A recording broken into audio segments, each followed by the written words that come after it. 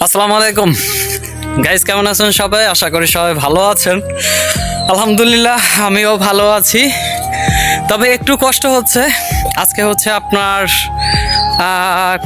কত তারিখ ভুলে গেছি। আজকে রবিবার দিন, এটা জানি, ঈদের পরে আজকে রবিবার দিন। তো আমি আমার গ্রামের বাড়িতে আসছি। তো গ্রামের বাড়িতে আসলেও আমার মেজো খালা আসছিল আমার বাড়িতে বেড়াতে। তো উনি আসলে ওনার জন্য কিছু রেখে গেছে। এখন এটা দেওয়ার জন্য যাচ্ছি আপনার ছোট খালার বাসায়। মেজো খালা এখন বর্তমানে আমার ছোট খালার বাসা আছে। তো যাচ্ছি মনে করেন গ্রামের আঁকা বাঁকা পথ থেকে। তো গ্রামে যেহেতু রাস্তা দেখার মতন আসলে ওরকম একটা কিছু নাই, তবে আলহামদুলিল্লাহ। তো এই খালার এটা দেওয়ার জন্য যাচ্ছি, সাথেই থাকুন, দেখতে পারবেন। তো এটার পাশে একটা প্রাইমারি স্কুলও আছে। আর সবচেয়ে বড় জিনিস হচ্ছে আপনার কাঁঠালগুলো বেশি। গাইস, অবশেষে হচ্ছে আপনার একটা ভাইকে পাইছি গ্রামে।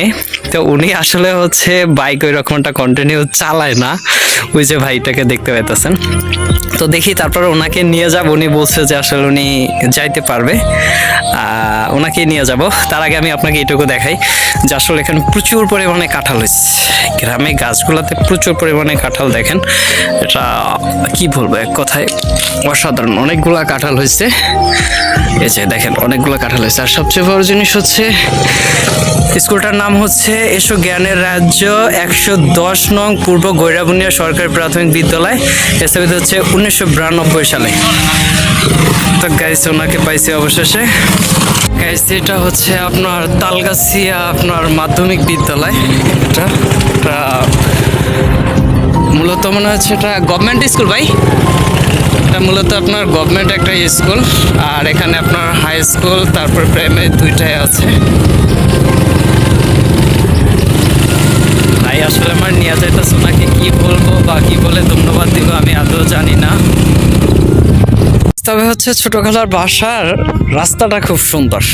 সেটা হচ্ছে আপনার এই দুই সাইডে আপনার মাঠ, এই সাইডেও হচ্ছে মাঠ আপনার, আর এ পাশে হচ্ছে মাঠ, কিন্তু মাঝখান দিয়ে আপনার রাস্তা করছে। তো আর বিশেষ করে যে আপনার গাছ লাগাইছে, দুই সাইডে গাছ লাগাইছে, মাঝখান দিয়ে আপনার রাস্তাটা, এটা হচ্ছে আপনার একটা সৌন্দর্য। তো সুন্দরই লাগে আসলে। গ্রামের পরিবেশের সাথে আসলে শহরের পরিবেশ আমাদের কোনোটাই মিলে না।